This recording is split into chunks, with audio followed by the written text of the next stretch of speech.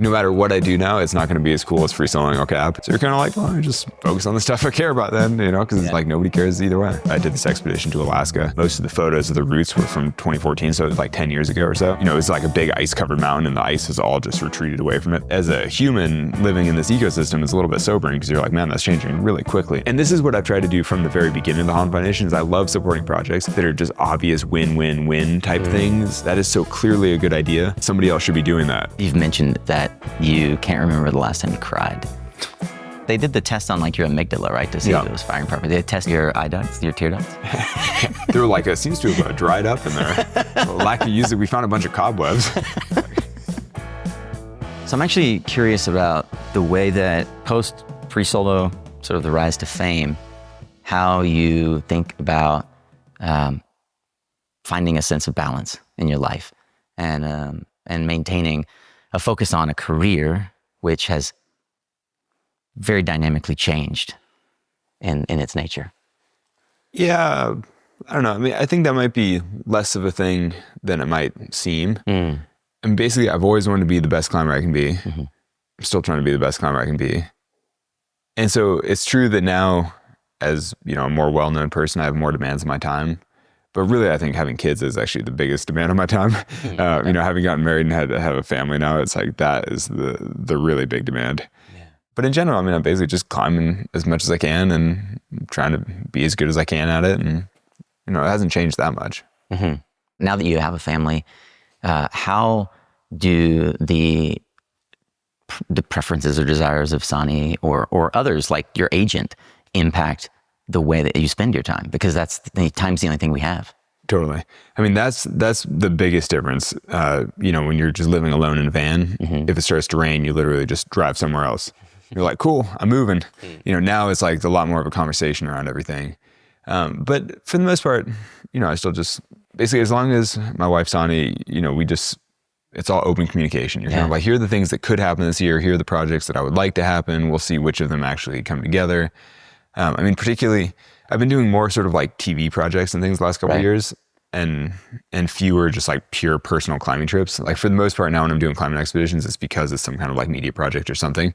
And so those kinds of projects, for like, I don't know, they're kind of 50-50. Like some come together, some don't. And they have to do with like streaming budgets and stuff, like who knows, like what's the Netflix budget for next year? Like how's Nat Geo doing? Like how's Disney Plus doing? And I'm kind of like, that's all so far outside of my control and outside of my wife. And so that's the kind of stuff where you're like, oh, hopefully this TV project comes together. If it doesn't, like, that's fine. We'll just, we just talk about it, make sure that nothing's too big of a surprise and that nothing is like you just don't want to spring something on your family where like, and now I'm going to be gone for a month. Surprise, because that's not cool.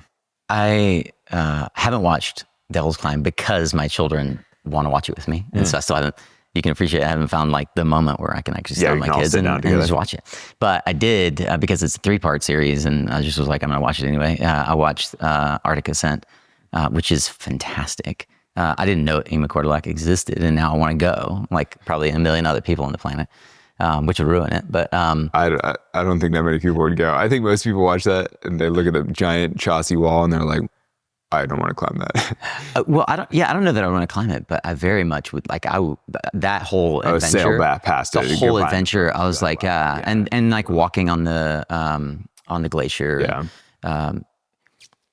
I love how your climbing mission has changed, right? To actually provide exposure to a broader audience that the world is changing. Yeah. Well, so that's interesting because it's actually, I think that's kind of how my media mission has changed. Okay. Because personally, my climbing objectives are kind of all the same. Like I'm trying to do things that are hard for me. But the thing is, I'm just not filming any of it because nobody cares anyway, because nobody can tell the difference. Basically, I think that's true that now if I'm filming something or if I'm making a project out of something, that I kind of want it to have there has to be some reason for it. Because if you're going to have the hassle of having a TV crew around and like the whole production, which definitely adds, like makes it a thing for better or for worse. If you're going to do all that, it should be useful. Yeah. And that's why several of the projects I've done recently have had sort of conservation slants to them or something, some way of highlighting, natural wonder of different parts of the world or whatever else. But my personal climbing projects are pretty much the same, just trying to do things that are hard for me. but nobody films them anymore. You film them, which is pretty fun. I don't even film that much. Occasionally I take a few pictures of partners, but I mean, I just spent a month in Yosemite, and like the only evidence that exists is like the handful of photos on my phone of like me taking pictures of my friends. Yeah, it's epic though. Your Instagram is fun. It's like we were joking earlier about like what's going on in somebody else's mind when Alex climbs up the wall beside them, but also like here's Alex like probably standing on a ledge, like, hey, let's take a photo, let's take a selfie. You know, everyone else is roped in and like hanging off the wall. It's like, what's Alex's position right now when he's taking a photo? No, I'm all roped in. I'm hanging there too. But yeah, no, that was my friend's idea that I should do a little photo journal with everybody we passed on the wall this season in Yosemite. It's actually super fun because everyone is from all over the world. They're having these giant adventures, and each time you're like, hey, and you're all like up there having a nice time together. And folks tend to spend more than a few days. It's often days or weeks. The average so you party, see people over. Yeah. You occasionally see people a couple times on the wall. Yeah. But yeah, the average party is spending sort of 3 to 5 days on the wall. And so if you go rappelling down from the top or you climb up in a day, you see them in the middle of the biggest adventure of their life type thing. They're like in the midst of this week of epic toil. How does taking a media crew with you? I mean, most of us have no concept of like how many people it would take to go on Arctic Ascent. How does that change the dynamic of the actual objective itself? It totally depends. But basically anytime you involve a camera, it changes the dynamic of just once you're performing in front of a camera. And especially when you're doing stuff for TV, you just have to have, even though it's, unscripted content, it's like a documentary, but realistically, you have to pose things in front of the camera all the time where it's like, okay, let's have a conversation about why we're going this way and not that way. Right. And you're like, well, we already had that conversation while we were yelling at each other on our skis as, as we were doing it. But then that doesn't work for television. And so it's like, you all have to come together, do it on camera. And then it starts to feel a little fake. Is there a producer kind of pulling that together and saying, well, what if we did this shot? Normally the director is kind of like, okay, here's what we need. Let's get these shots. Was there any like, hey, how can we create tension? We need some tension. I mean, because there was definitely Arctic Ascent, there was some tension. Yeah, like in Arctic Ascent, that the conversation at the end where Mikey decides that he doesn't want to go up on the wall, and there's kind of this like tense conversation with me and Hazel and Mikey. I mean, that was all. The thing is, everything in that conversation had kind of already been said to each other as we were going up and down on the wall. But then it was like we kind of need it on camera to have like a scene. Need to have that. And then also what's interesting with television is like, so that particular conversation where one of our teammates opted out to climb the wall because he thought it was too dangerous. What's the sort of unspoken subtext of that whole thing was that we all knew that as soon as one or more people dropped out of the team, it would become safer for the remaining ones. Okay. Because basically if you go up on a very loose, like the rock was really loose. So if you go on a wall like that with, 4 or 5 people and you're all camping, there are just too many people knocking rocks down. But if you go up with just 2 people and you're going super light and minimal, then it's actually like much, much safer. And so that was kind of like the unspoken thing where, I think viewers are like, oh, he gave up, whatever. But he knew that if he drops out of it, then it becomes safer for us. And he knew that we were still going to do it. Yeah. But he was just like, I don't need to do that. And me being up there makes it more sketchy and whatever. Yeah. So basically there's always like, I don't know, having now made some TV stuff and made some documentaries, I just think all reality TV is like, it's just so fake, or just, I mean, it's not fake because it's like, we are there doing the thing and it's all happening. Yeah. But you're like, as soon as you involve a camera, it's like they're filming, and then you're like, hold on, we need a new battery. And the conversation just stops for a minute. And you're kind of like, where are we? Yeah, it's not quite reality. Yeah. I wonder though, as you've become more focused on being able to bring a broader world in, I mean, in a way, you're bringing us all along on the adventure. You are helping build this community of folks that can be more intentional about how we think about climate. How does that potentially impact the business world? Because ultimately what we need is we need more people who care and who are doing what they're doing, not just to make a buck, not just for retirement, but to make the world better for June, to make the world better for Caleb, my son. Yeah, no, I mean, certainly that's the aspiration when I work on projects like that or TV projects. I mean, you certainly hope that the right person sees it, is like struck by it in some way, and then does something useful in their life. I mean, particularly people that run companies and actually have, the potential to have bigger impacts in the world. You're kind of like, oh, I mean, these are people who can push the world in a positive direction.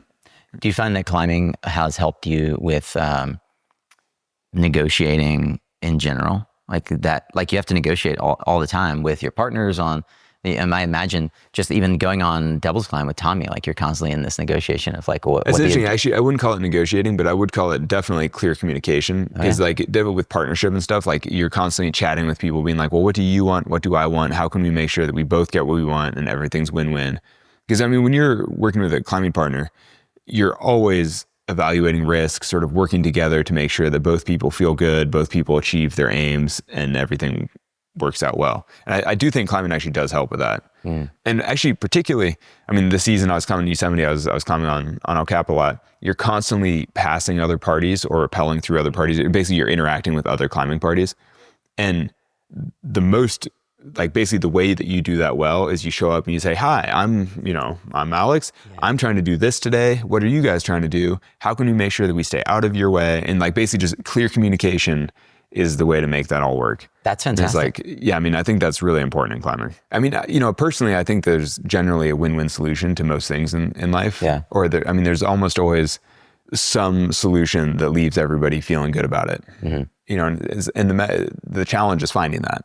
Obviously, your climbing is deeply intertwined with not only nature, but your love for nature. How has that expanded out into your notion of conservation and leaving a legacy beyond just what you do on the wall? Yeah, it's interesting. So,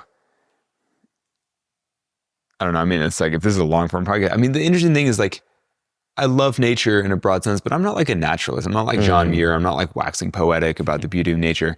I think that in some ways I'm sort of like a modern, rational, or just sort of, maybe it's like cynical. I don't know. It's like, it's not like I know all the bird species and plant species. I know some, and I care. And I'm definitely more in tune with nature than the average person living in modern society, just because I'm outdoors all the time.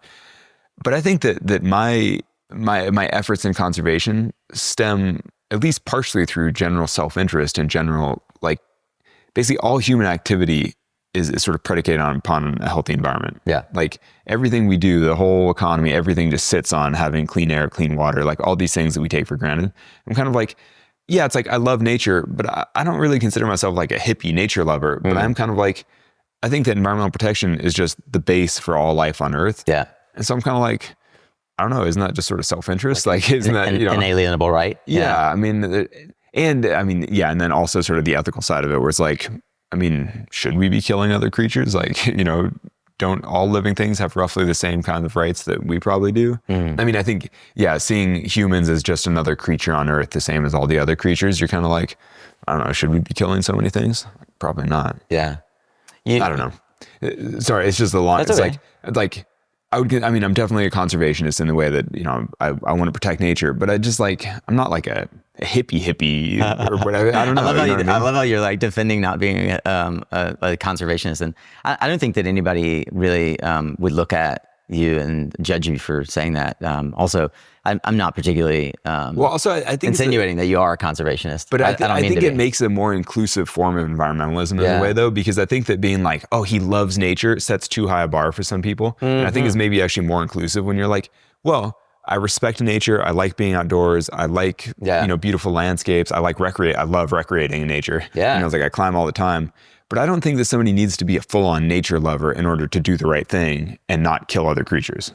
You know what I mean? Like that's the thing is I think that the bar for conservation should maybe be a little bit lower and it maybe be a little more inclusive in a way. Like, because I think most humans prefer not to kill other creatures if they don't need to. Like you don't have to be a full-on nature lover to protect nature to some extent.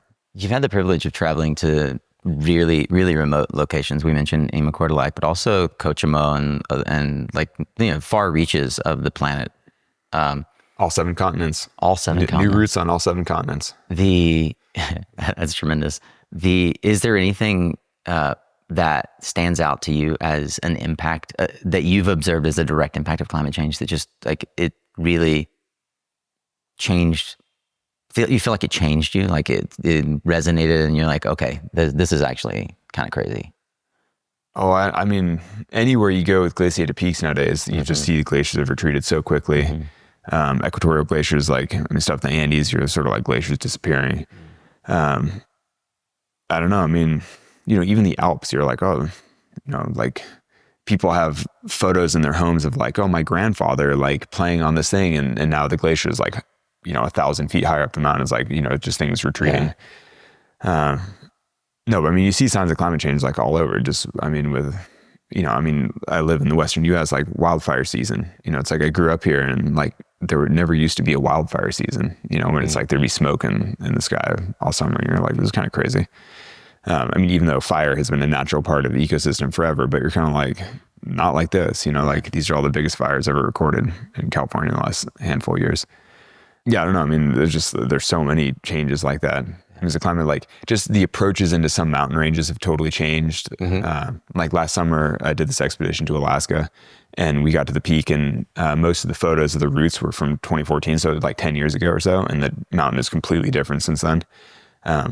Basically the glacier, it's like a big ice covered mountain and the ice has all just retreated away from it. So now it's just a giant rock sticking out, which I mean, for us as climbers, you're like, this is great. There's just the rock is all dry. It's like, but as a human living in this ecosystem, it's a little bit sobering because you're like, man, that's changing really quickly in the grand scheme of things.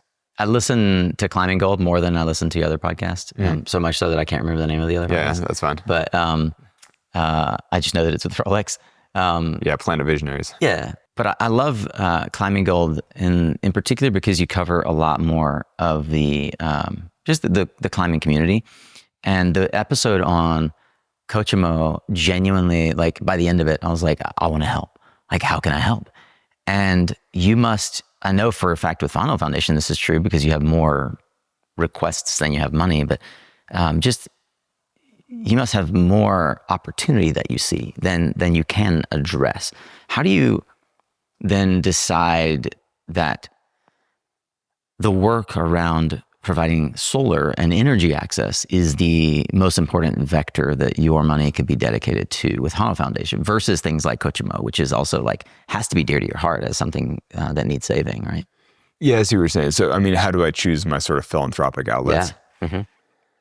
Well, I think, so the Honnold Foundation, basically, I just always thought the energy access is the most important thing. Solar is the best solution. I don't know. I mean, to some extent, it's slightly, it's like slightly arbitrary, but kind of like, I think that this is the correct solution to so many problems. And then also with the Honnold Foundation specifically, after several years of funding those kinds of projects, we've just sort of doubled down and like, this is what we do. Yeah. Because once you learn how to do something well, you're kind of like, well, you might as well do that well. Sure. And there are plenty of other people on earth who are more passionate about other kinds of things. And I'm like, great, if you're really into clean water projects, you can fund water projects.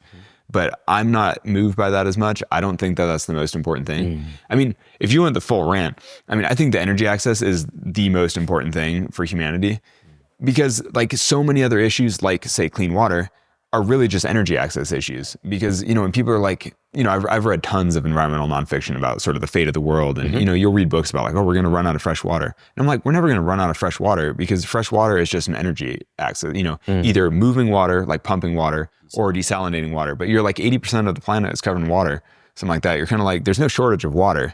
What there's a shortage of is energy to move water around and to make sure it's clean and whatever else. And there's so many other issues that are like that where you're like, well, it's not really an issue. It's an energy issue.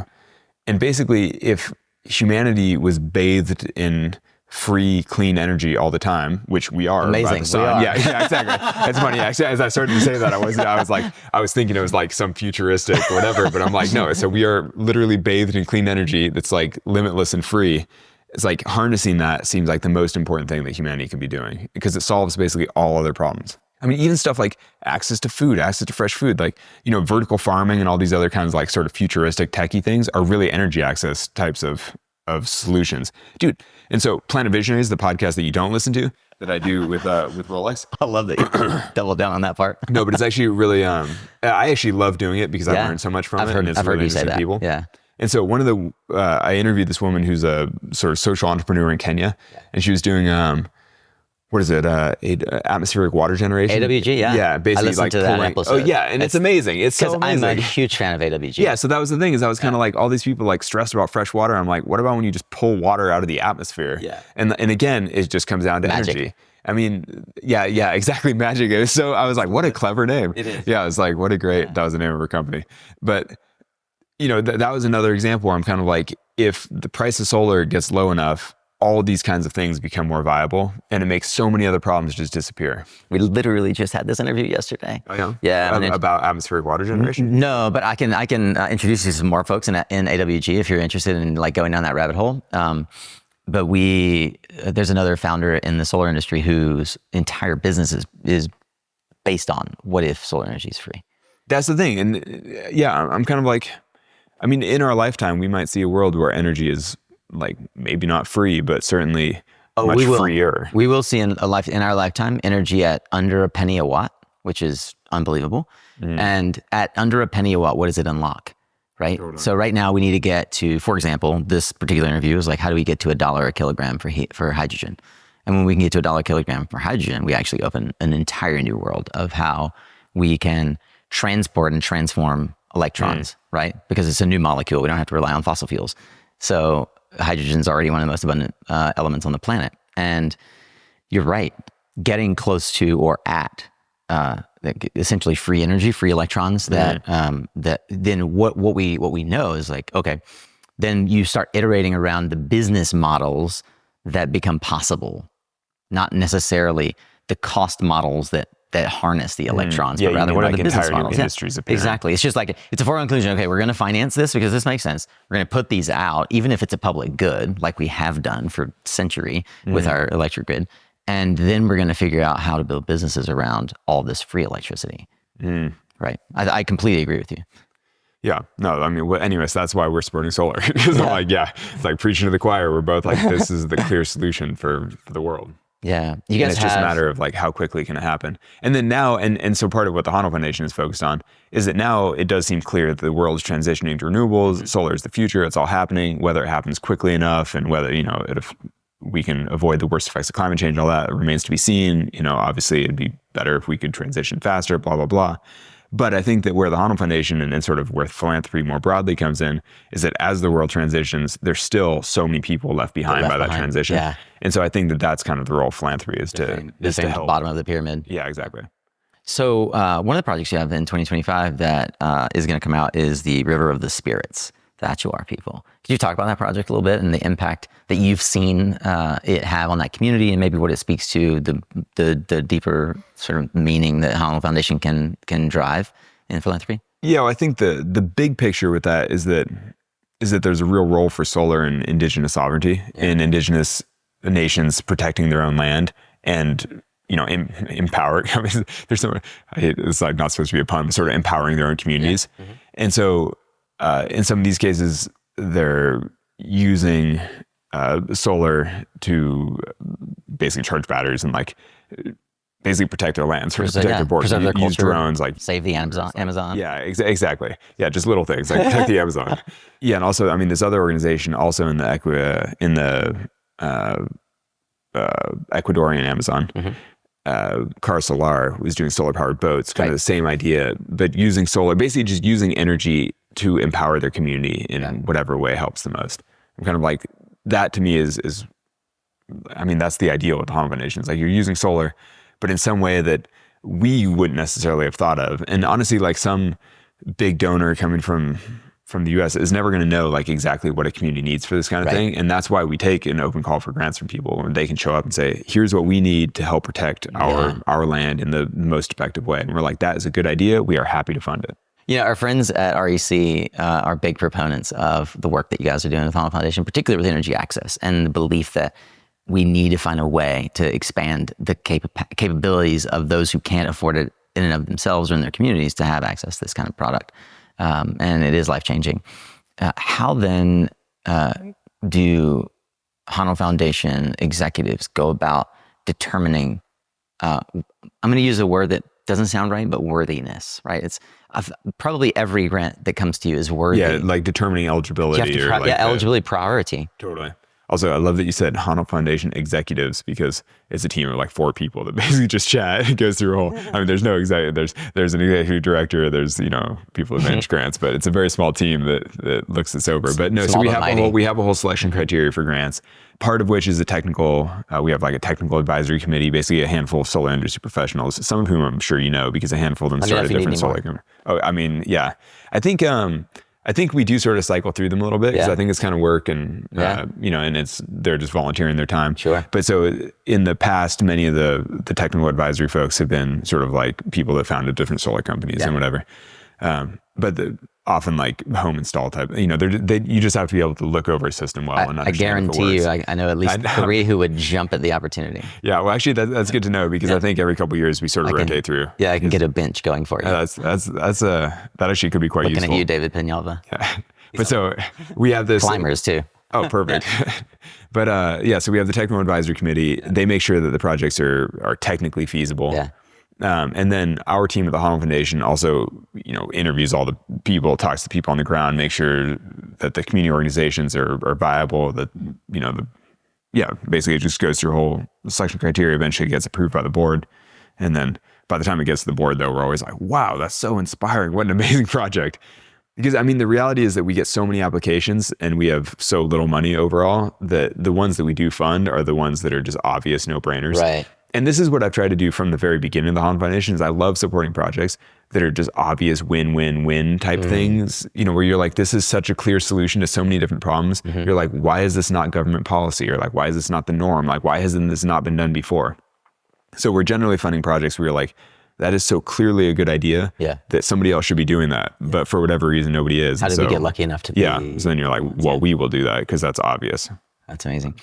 Are there criteria that you've established over time that weren't there to begin with that like you feel make a meaningful difference in selecting who you partner with?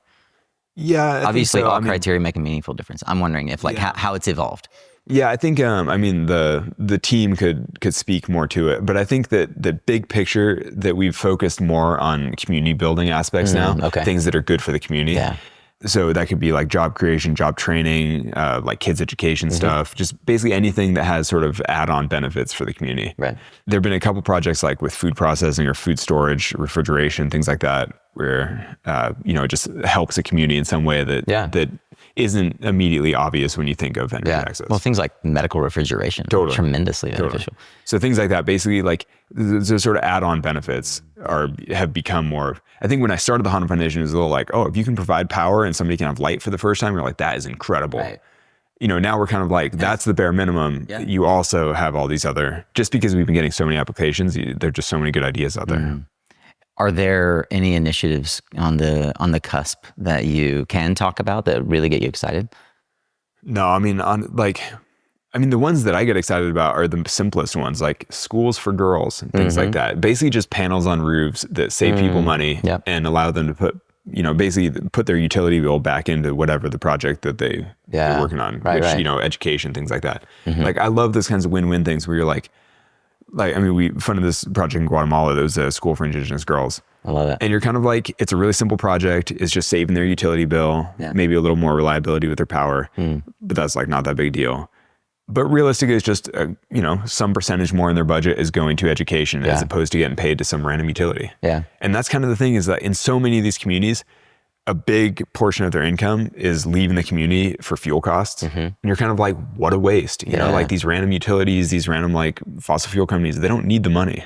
Like they're the most profitable companies on earth. You're like these little communities that are struggling, they should be keeping that money in the community. Is there a story of work that you guys have done that really moved you? Like particularly felt profoundly like, wow, we did that. Yeah. I think this wasn't even maybe explicitly the Honnold Foundation, but basically a few of the projects that I physically attended, like visited the first time, like I did this climbing adventure bicycle tour thing that ended on the Navajo Nation. Yeah. And we did this really small scale. At the time, I was personally sponsored by Goal Zero. Oh yeah. We love Goal Zero. Yeah. Right there. Yeah, exactly. Sort of like solar and battery, like small consumer electronics almost type company.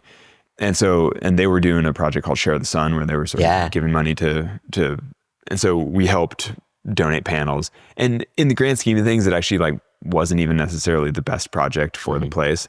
Like basically the Navajo Nation needed bigger systems, like more robust. Yeah. But it was an eye-opening way for me to understand that there were, over 10,000 people living on the Navajo and Hopi nations that don't have access to power. It was kind of my first time realizing that there were places in the U.S. that were fully off-grid like that, that were like completely underserved, or unserved. And even crazier because the power lines going through their properties, like through their lands, that just aren't tied into their homes. And, they have this giant, well, now closed coal plant. It's like, so they're suffering the pollution, they're suffering the degradation of their land. They have the power lines going through and they don't have any power. And you're like, dude, where's the equity in this? So crazy. Yeah, exactly. Everything about it is just blatantly unfair. Yeah. And so I think some of those first projects help open my eyes to the need. Yeah. And it sounds like social justice is also one of those criteria. It's like really got to be deeply. Yeah. I mean, you want to be helping, like it should feel fair, like helping the people that deserve it, that need it the most. And it's interesting because personally, like I come from background, like I've always cared more about the environment more broadly than human issues, because I'm kind of like, humans, we live, we die, it all works itself out, who cares? But if the environment crumbles, then everything else crumbles as well. Yeah. And so personally, I care more about the environmental side, kind of. But I think the Honnold Foundation, partially because of the staff that we have, they're all much more human-centric. Yeah. And that's great, because realistically, I'm like, you know what? All the projects we're doing are good for the environment, but more importantly, they help the right communities. I remember watching a video you did 2 Giving Tuesdays ago. And it was like, hey, it's Alex. Tomorrow's Giving Tuesday, which is kind of a sham, because now you've spent all your money on Black Friday, all this trash, or Tech Monday, or all these Cyber weird Monday, other exactly. And so whatever's left over, if you could give it, that would be cool. Yeah. How do you? And this is more of an open-ended question, but what I seek to try and address in our community and climate entrepreneurs is, how do we as leaders think more proactively about investing alongside organizations that can uniquely do the work? Because Carrie at REC is building a business whose job is to make and sell solar panels, right? Not to also find the people who are in most need of those solar panels but can't afford them. That's uniquely something that a nonprofit can do, right? It's wonderful that that REC would partner with Honnold to make that nexus happen. You spend a lot of time on this kind of circuit, talking to climate entrepreneurs. The regen interview you did with Seth Godin, like you're in a room full of entrepreneurs. What does that conversation sound like within the sort of social and climate entrepreneur space compared with perhaps the other communities you interact with? And how can we, I'm just genuinely curious, how can we make this more of a proactive effort where folks say at the beginning of the year, I'm going to commit $50,000 to Honnold Foundation. Mm-hmm. And then that becomes one of the self-fulfilling prophecies. Like, we're going to make enough money to be able to do that, rather than we're going to see if we have it left over.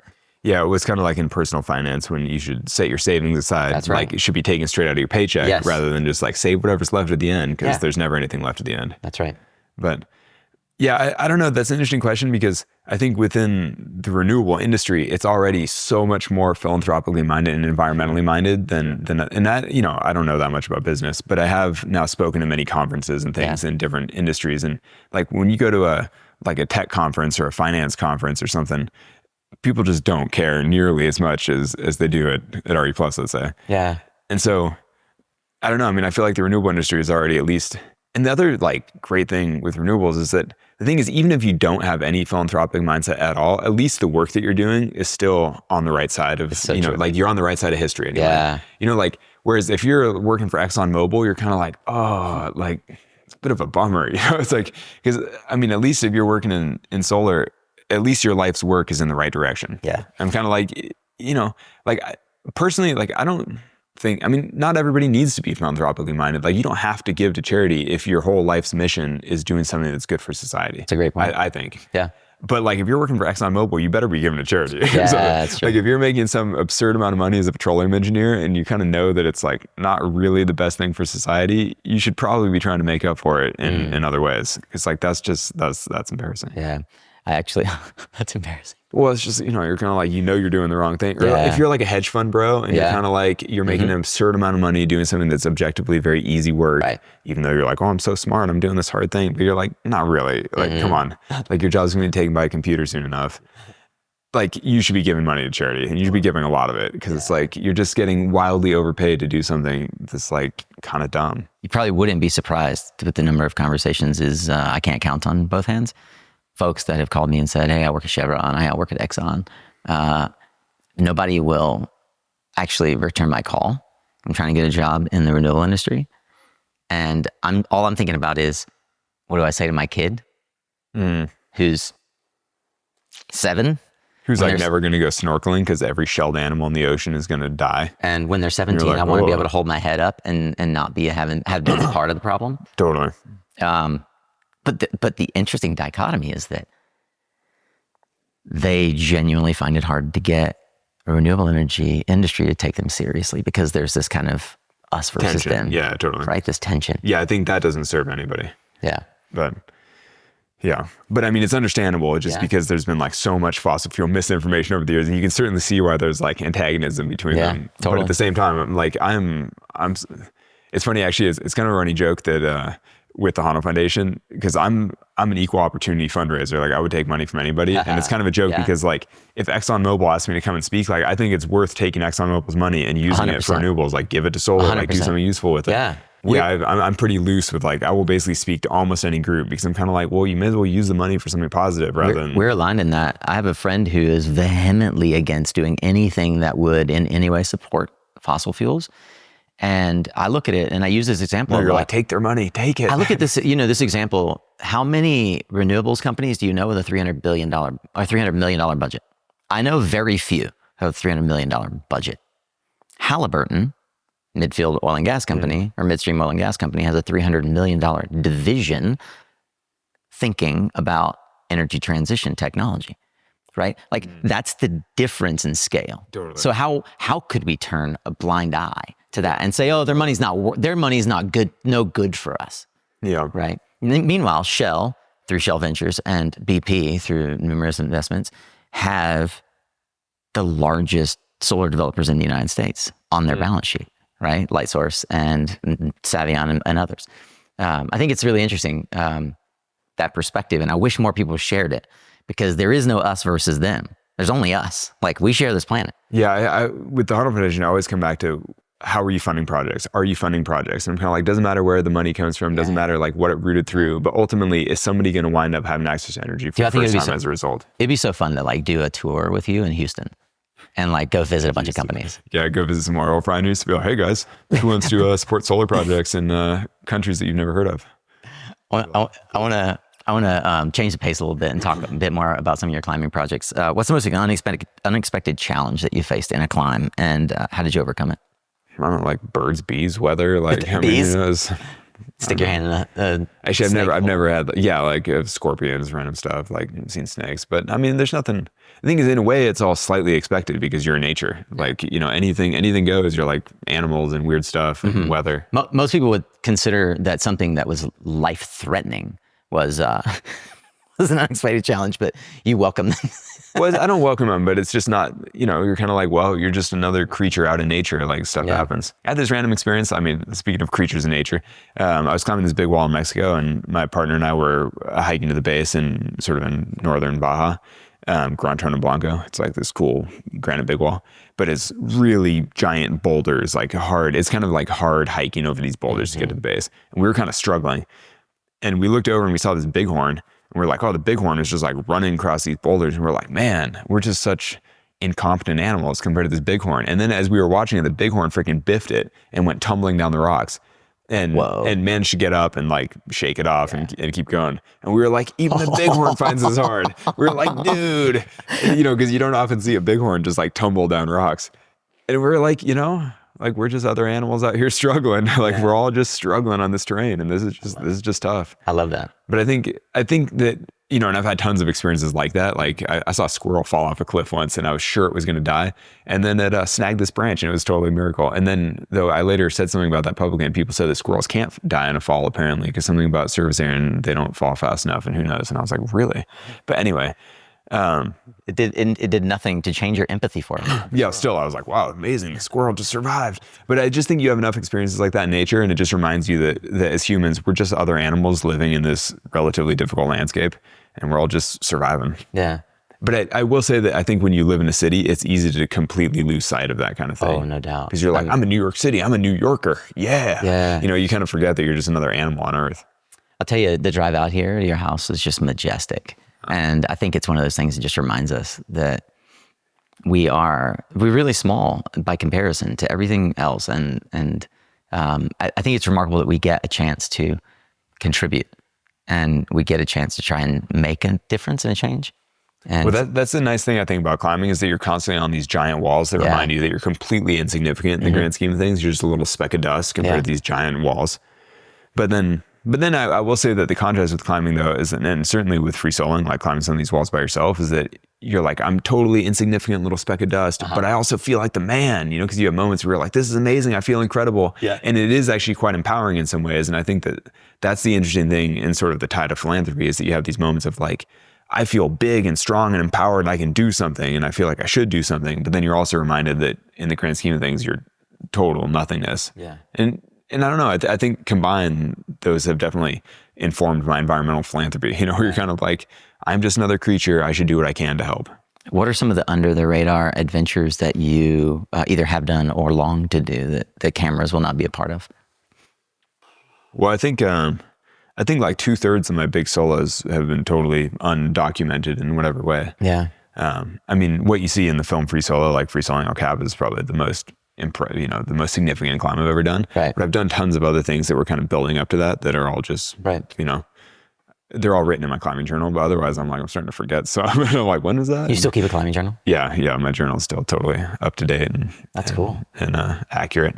When you sit down with June in 3-5 years, what's a story that you know in the back of your mind? You're gonna go back and show her and be like, hey, I want to tell you about this story. I don't know. I mean, realistic, I think if I'm telling my then 5 or 6 year old daughter some of the stories, it'll probably be like nature stories with animals and stuff. Okay. Like I had a few encounters, and I've written about some of this in various places over the years and whatever. But I sold this wall in Zion and topped out in the snow. And many of the walls in Zion National Park, you normally climb them and then you rappel back down. Right. But if you free solo them, then you get to the top and there's no easy way down. So then you actually quest all the way up to the rim of the canyon, which sometimes is up to 2,000 feet higher. And then you hike down the tourist trails. But it was super snowy. And I was like, oh, this is a lot more extreme. And nobody ever goes up there because normally you would just rappel down. And so I was sort of just questing up this giant canyon rim. It'd be like trying to climb your way out of the Grand Canyon or something. Right. And I was kind of struggling in the snow and it was all pretty extreme. And then I found basically I came upon some bighorn tracks and followed the bighorn tracks all the way up. They basically, the bighorn followed the same sort of weaknesses through all the cliff bands and navigated through the rocks. And I basically just followed these fresh bighorn tracks in the snow forever.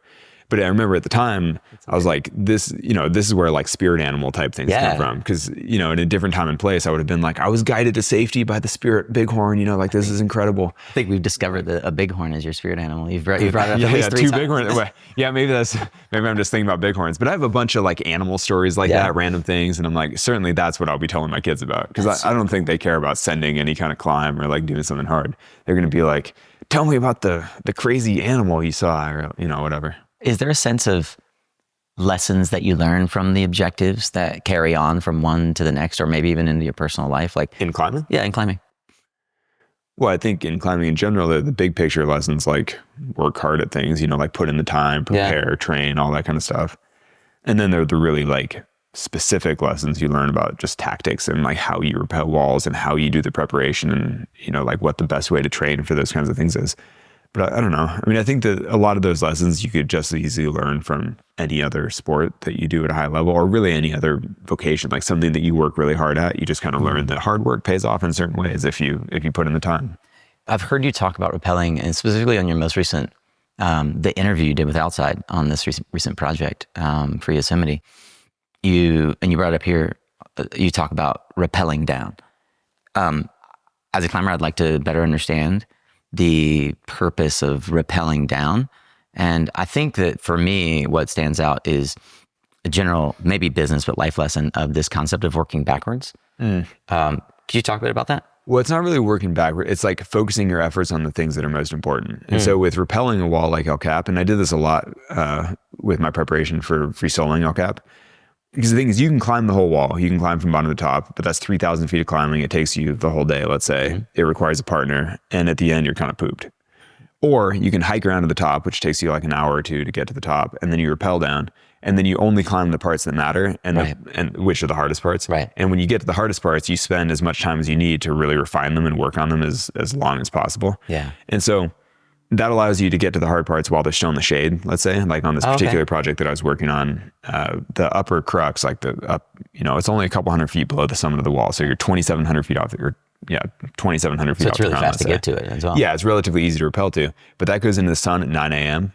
And so, if you're up there during the day, you just can't really climb it. The holds are too small and too sharp to climb when they're in the sun. And so you kind of have to do it in the shade. So that's either in the morning or like at night. Because you're sweating? Yeah, because you're sweating and the rock heats up and it just like hurts your fingertips. You just can't. It's just not the way. You said you busted all of your fingers on this? Yeah, I cut my 4 main fingertips all split open trying to hold the holds. Brutal. But that's just because my skin was soft and whatever. I mean, that's life. You're getting soft as an old man. No, but basically, I'd been trying that before and it kind of had like damaged my skin and then it's like more likely to cut. Yeah. But anyway, that but rappelling the wall is basically just the smart tactical way to do it. Yeah. Because that way you can use less energy overall and focus the energy you do use on just the hardest parts. It reminds me of... skip all the easy parts. Since you're not in the business world, it reminds me of a business tactic where you think about the objective, the end goal, and work your way backwards. Like, let's assume that the end goal is to power 100,000 homes. Okay, we're now in 2026.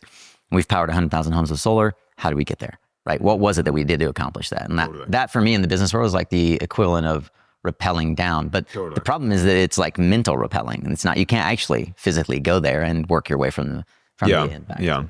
But it's the same idea. I mean, it's basically applying the correct tactics to the task at hand. Yeah. It's like, I mean, the other version of business would be like, you just go from the ground, you just start charging. But you're kind of like, you're probably better off making a little bit of a plan and thinking it through ahead of time. And that's the thing with rappelling sometimes. Having not spent more than 5 minutes with you on the stage in September, I was listening to the interview that Rich did recently, and he said that you're low-key a comedian. Do you feel like that? It seems like you also don't identify that you do have like quite a sense of humor. And as I was hanging out with you and Carrie, who obviously loves to laugh, like you've got a great sense of humor. I mean, I like cracking jokes. I really like dad jokes. I like bad puns and like. All right, throw a dad joke out because our audience loves dad jokes. We use them in every one of our webinars. Oh yeah. No, I don't have one on hand. No, I just mean just when they come up. Yeah, it's like obvious dad really joke. Cheesy, like really bad. Yeah. That's awesome. Like things that are really corny. I think that's a trait of a February dad. Oh yeah, is that it? I think that's it. Yeah, we'll see. But I love dad jokes way before I was a dad. Basically, I just like dry bad jokes. Yeah.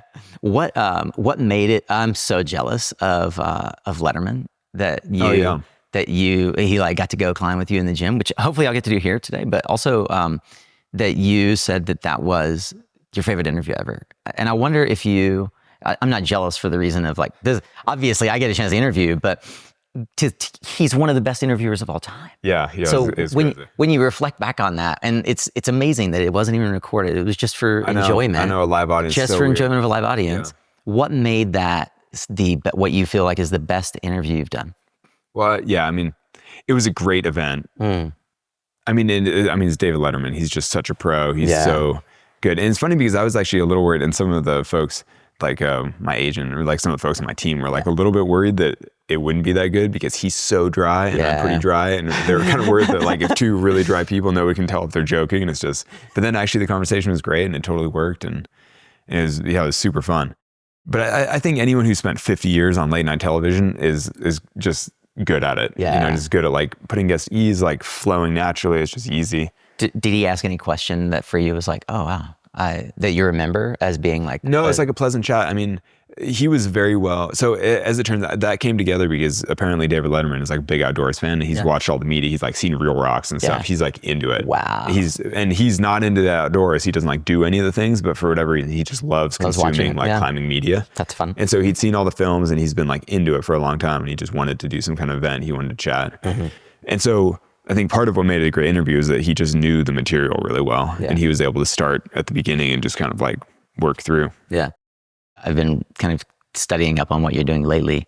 One of the things that stood out to me that made me just sort of sit back and contemplate what your life must be like right now is that you like low-key, so sort of casually went climbing in Yosemite with Jared Leto. But that actually again was pre-Free Solo. I met him in 2015, I think. Yeah, and it's pretty wild though, right? But I wonder, like, do you ever get starstruck? Yeah, I don't know. I mean, yeah, the right person.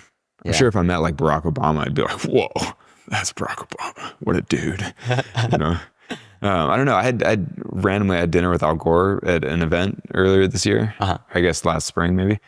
And that seems like a logical one. It was totally incredible. It was like one of the most inspiring like individual interactions I've ever had, where I was like, oh, he's so, what a dude.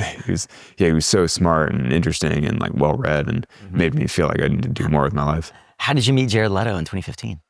Well, so he apparently had personally always been interested in climbing. Yeah. And he had a break from filming. He was I forget which movie. He was the Joker in something.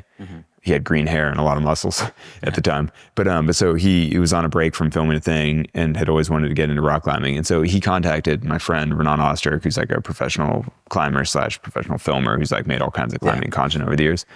And he hired Renan to sort of document this. Like he was going to do a around the West road trip that he called like the Great Outdoors or something, or Great Unknown, cool. Or I forget what he called it. But anyway, so then Renan, who's a very well-known connected climber, basically texted his various friends in different places. And so when they came through Yosemite, I met up with them. We went climbing. Fun. And at the time, Jared was really fit. We went and we soloed this thing. He had never climbed. We still free soloed this like giant mountain ridge. He's quite good. He free soloed. Yeah, I've probably spent as much time soloing with him as rope climbing. He's quite good at easy soloing, like mountains and things. But like the kind that you took Magnus on. A little easier than that. I mean, Magnus is one of the best rock climbers in the world. Yeah. So, but actually, like it's still like Jared probably could solo that if he tried. Yeah. It's still got to be pretty humbling. Like you saunter up this thing and then Magnus gets halfway up and he's like, yeah, Alex, I'll see you back on the ground. No, he did the whole thing. He did great. I mean, he was fine. But no, Jared has a great head. I mean, so I climb with him a couple days a year.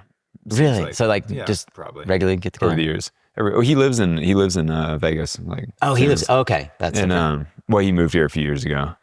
But I mean, really, he just lives on the road. He like works and travels nonstop. But but no, he's like into climbing, and I don't know. He'd always wanted to climb El Cap wall style, and I was like, oh, this is one of the rare times that I'm planning on climbing it wall style. Like, and so it all kind of made sense. And we're like, oh, let's just that's cool. Have a little excursion. You have mentioned that fatherhood specifically has changed the way you think about time. I'm curious, how has it influenced the way you plan your goals and balance climbing with your family life? Well, yeah, that's probably the biggest impact having a family has, is just all my goals now are around home. You know, I'm just at the bottom of the barrel trying to come up with good climbing goals around Red Rock in a way, or like adventure goals and fun things around the house, and which is fine so far. I'm kind of like, man, if my kids go to school here and I have to live here until they're 18. School changes so many things. Yeah, we'll see what happens. Homeschool. Like, it's hard to imagine what. Well, we're years away from having to worry about it. So. Well, you got to think about it. We homeschool. Oh yeah. Yeah, three boys. Like so much work though. Not any more work than going to Yosemite with your whole family and trying to actually get a project done. Yeah, well, yeah. We'll see. Do your kids know how to read? Bro. Like us. On this episode of Common Myths in Homeschooling. Well, I don't know. They're like, they just know how to bake bread or whatever. But dude, my now 13-year-old read the entire Harry Potter series at age 7. That's a lot of books. Yeah. Or 8, maybe it was 8. Yeah, that's a lot of reading. Yeah, they've read all of Percy Jackson. Like it's like my kids. Yeah, they're into it. My kids are, they're way more advanced in reading than math. But that actually is par for the course for the family. Yeah, and also nowadays, who needs math? You know, that's right. ChatGPT is going to solve all that. Your calculator does it for you. Yeah, reading will still be a useful skill. It will be, because it has to be. But yeah, you have to read. You have to learn how to read the answers that ChatGPT gives you. Exactly. From the prompts. Yeah, and to be able to like sort through it well enough to get a sense of whether or not it's like fake or not. Random things. Skills you will need in 2025. Yeah. Skills you'll need in 2035. Like how do you parse AI from you know? Actually, I wasn't going to ask that question, but how do you think technology is changing climbing, for the better or worse? Oh, I actually don't think it's changing climbing that much. I think that most of the obvious technological changes are around information and like disseminating information, like guidebooks and things like that. Like now it's like you get lost way less now. And like nowadays you can just use your phone and like follow a line and it'll take you to the thing that you're trying to get to. But look, Mountain Project in 10 years is going to be AI powered, and it'll tell you exactly which track to take based on your skill. And right, like, is that a good thing? Is that a good thing for the sport? Oh, I think that is on the balance a good thing. Yeah. Because I think that allows more people to have cool adventures outside. 5 to have fun. And well, yeah, exactly. 5 fun.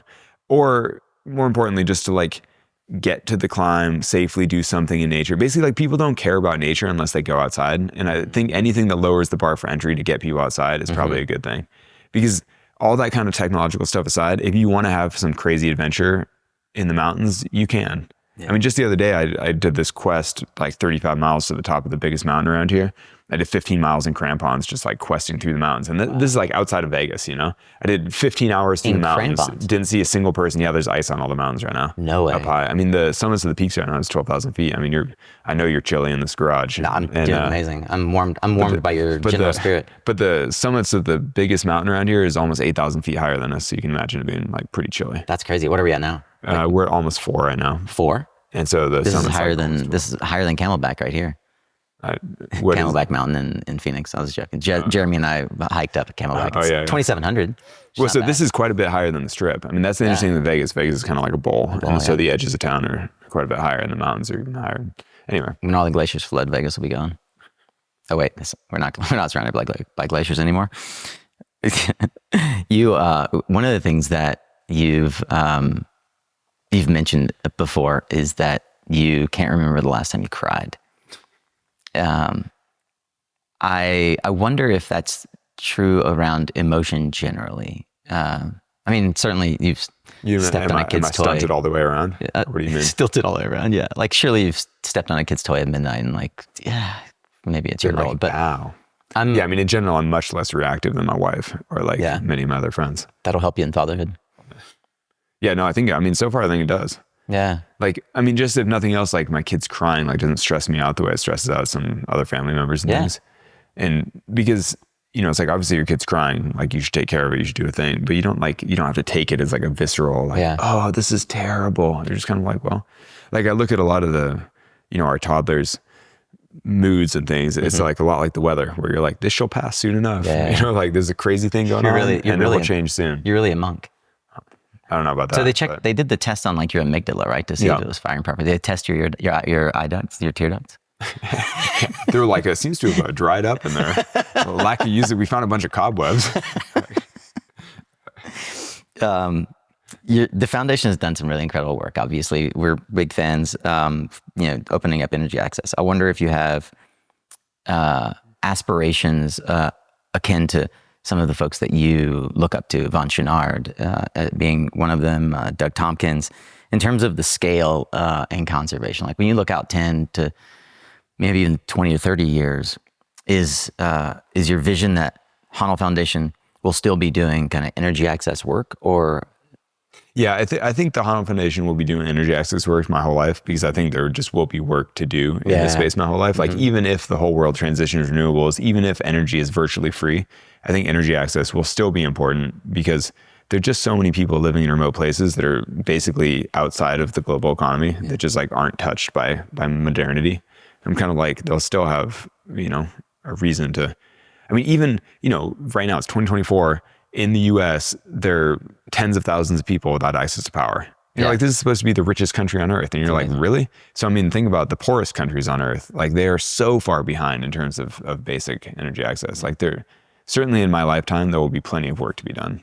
Do you think that there's a world where like you get to, is it feasible? There's a world where like you get to be a catalyst for helping other star athletes or Jared Leto style, folks with notoriety become more actively engaged in conservation, actively engaged in energy access, things like that?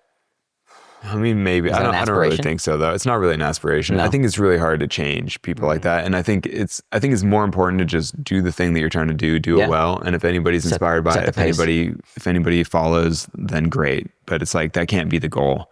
I mean, in general, I think the goal always has to be the thing itself. So like in the case of the Honnold Foundation, giving grants, doing projects, getting panels on roofs, like actually doing the thing. And I mean, I've always thought that with climbing. Like, I mean, I've had this conversation with other, you know, like climbers, semi-pro climbers, whatever. It's like the goal always has to be to do hard climbs, like to be the best climber. You're not trying to make a cool video. You're not trying to like do a cool project. You have to do hard things. Yeah. And then if cool videos happen, great. But the important thing is actually doing something that hasn't been done, or like doing something hard, doing something that you're proud of. What do you want to be remembered for? We'll see. I mean, too early to tell. well, I mean, you know, I turned 40 next year, so I'm sort of like, whoa, but I'm kind of halfway in. It's like, who knows, you know, who knows what's in the second half. I mean, I think the obvious things that come to mind are, you know, family, and then the Honnold Foundation, and then climbing achievements. Yeah. Or like certain climbs.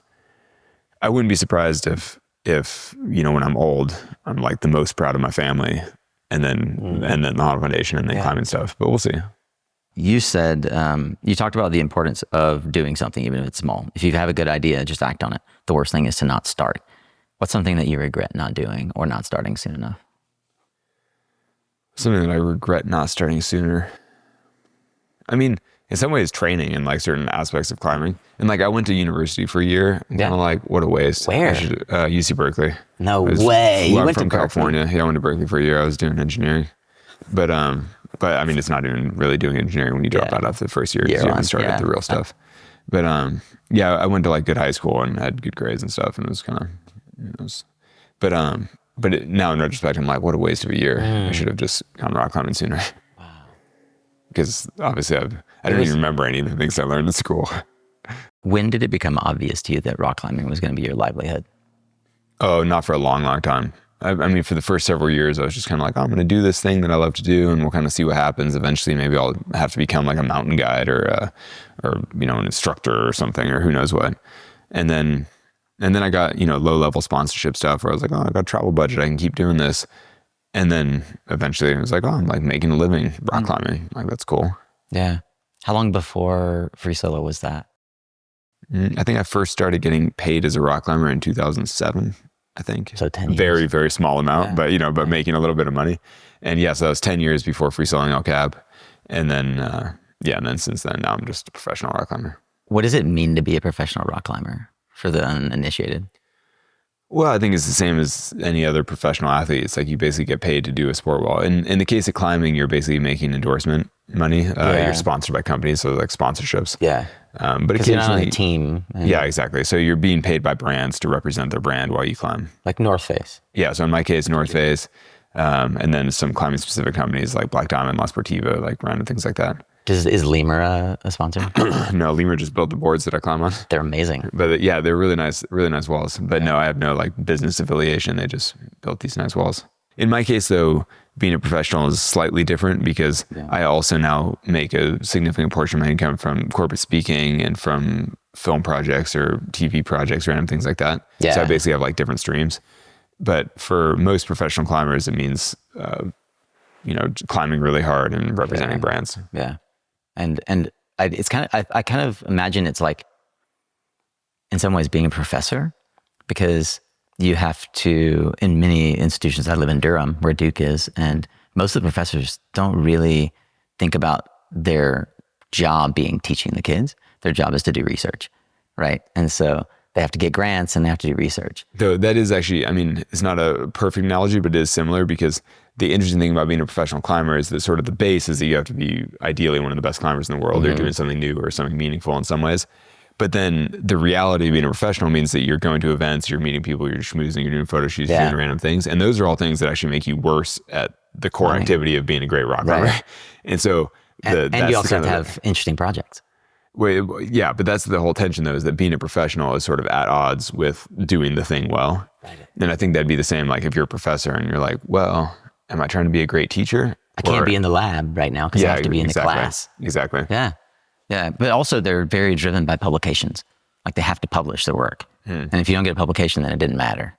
Like none of the research. Yeah. Well, I mean, that's probably true in a lot of things, but with professional climbing, that's true for a lot of people where it's like, well, if there's no video, then it doesn't matter. Yeah. Like, you know, if you didn't get photos on this like hard project, does anybody care? You're kind of like, yeah. Thankfully, I don't have to stress that stuff that much anymore because the scale of my media exposure has just sort of surpassed some of the constant, like having to post stuff or having to. That must feel like a breath of fresh air, like just a really sigh of relief to get to the point where it's like, it feels like there's momentum in the career though, right? Yeah, a little bit. I mean, the big breath of fresh air is just that I can just do whatever I want because nobody cares anyway. Yeah. You know, like no matter what I do now, it's not going to be as cool as free soloing El Cap, and it's never going to be an Academy Award winning film. It's never going to be that cool. So you're kind of like, well, I just focus on the stuff I care about then, you know, because like nobody cares either way. Do you have any particular mental frameworks, visualizations, things like that you lean on or that you kind of go back to when you need to really focus? No, not like a handy tool, but I mean, visualization is a very important thing in climbing, and you're constantly thinking about sequences, like imagining the sensations of things, thinking about how you do it. So yeah, as a climber, you visualize all the time, but it's not like a mantra type thing that you fall back on and be like, okay, I got to get focused. You know, it's more just that's like a normal go-to part of climbing. Along the lines of mantra, so when you're at that moment where there's just like, maybe it's not even fear or hesitation, but you are at a crux in a climb. What's the inner monologue? Like, all right, Honnold, what's he say to himself? Well, ideally, there's nothing. Ideally, you're just doing the thing. Yeah, because it's muscle memory. Yeah, ideally, you're just executing. You know, like if a gymnast is doing their floor routine, hopefully they're not thinking like, you're doing it. You know, hopefully they're just actually doing it and not thinking about it at all. Yeah. And climbing is tough because you do often have thoughts going on because, you know, sometimes it's scary or it's weird or you're just worried about protection or who knows what. But ideally, at the highest level, you're just performing. Is there ever hesitation? Yeah, I mean, of course, there are tons of times when you're kind of performing, but also in the back of your mind, you're like, am I doing this right? Do I remember which foot I'm supposed to be using? Like my hand feels sweaty and kind of slippery. Like, is this all correct? Like, yeah, I mean, that kind of stuff happens all the time. But that's hopefully not on the most important days. You know what I mean? Like on the days when it matters the most, hopefully you're executing. Do you think you'll ever get to a point where you step away from the professional or high stakes aspect of what you do? Maybe. I could see it. I mean, many of our favorite climbers don't get to the point where they step away. You mean they die? They fall away. Yeah, but actually not. I like to say that no free soloist has ever died doing anything cutting edge. Wow, really? That's a stat for you. Yeah, nobody's ever actually died doing something really hard. Handful of people have died doing things that are easy, but actually most soloists have died in different types of accidents. So like Dean Potter was a really famous free soloist, but he died in a base jumping accident. Right. You know, like actually, you know, a friend and partner, Sean Lear, was also kind of a noted free soloist, also died in a base jumping accident.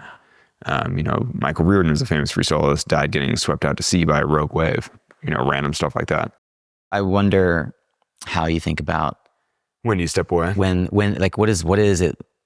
Yeah, I mean, do you even contemplate it now? Is that something that crosses? Yeah, I mean, I think one of the things that I love in climbing is doing, like, challenging myself, like feeling of improvement, the feeling of doing things that are new or hard for me. Yeah. And at a certain point, I'll just be old enough that, and also, I mean, the reality is that I've spent my whole life training and trying as hard as I can. Yeah.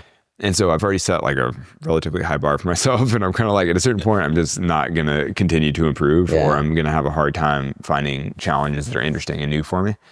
And so I can definitely imagine a time at which it just becomes, you know, I mean, the thing is, I'm always going to love climbing. I'm always going to climb to some extent, but I don't know if it'll be the all-consuming passion where I'm like, I train all the time. You know, I like watch my diet, I work out, I do, you know, I sleep well, I do all the things. Because at some point I'm going to just be like, you know, I like playing with my kids and just like hanging out and doing easy stuff. And I mean, that'll be fine. It's like, if you spend, at this point, I've been climbing all the time for almost 30 years. Like, that's a long time to be going hard. Yeah. Last two questions. When someone encounters you, what do you want them to experience or feel, or what do you want them to leave with? I don't know. I don't think I have any, you know, hope they're just like, that's cool, I should do my thing. I don't know, the general sense of like, just go do the thing. Yeah, do the thing. And you've said, this is a recurring theme in a lot of interviews as well, like you come back to it, and I really appreciate that the only way to get the thing done is to do the thing. Yeah, it's just, sometimes you just got to do the thing. Yeah. What will have changed as a result of the work that you're doing? Well, I mean, in the grand scheme of things, the work that I mean, nothing really will have changed in terms of global energy access and global poverty and things. But at the sort of granular level, I mean, in one particular community, I mean, one person will have light for the first time, or like one kid will be able to read after dark for their entire childhood. You know, so I mean, at an individual level, like a handful of humans will have been massively affected. Yeah. But, you know, compared to the sea of 9 billion people on Earth, like, I mean, yeah, basically nothing. But that doesn't mean it's not worth focusing on the handful of individuals that do experience a massive change. I don't know. I feel like that's kind of the whole point, is that you just got to do the work that you can and focus on the little tiny wins. little tiny wins stack up to really big wins. Well, yeah, totally. And certainly if enough people are doing enough things with tiny wins, you're like, oh, that's, it starts to make a difference. Yeah. Well, I see you catalyzing a lot of enough people, a lot of other people who are making little tiny wins as well. So I think that one of the things that you've been given the opportunity and the privilege to enjoy is that by just being who you are and living life the way you do, other people decide to do the thing. That to me would be a life well lived. Yeah. It's like if you can do something that you're passionate about your whole life and other people see that and decide to do things that are challenging for them and push themselves in whatever way, you're like, that is great. Yeah. Like that to me is a good world. Alex, thanks for helping make it a good world. Doing my best. Thank you. My pleasure.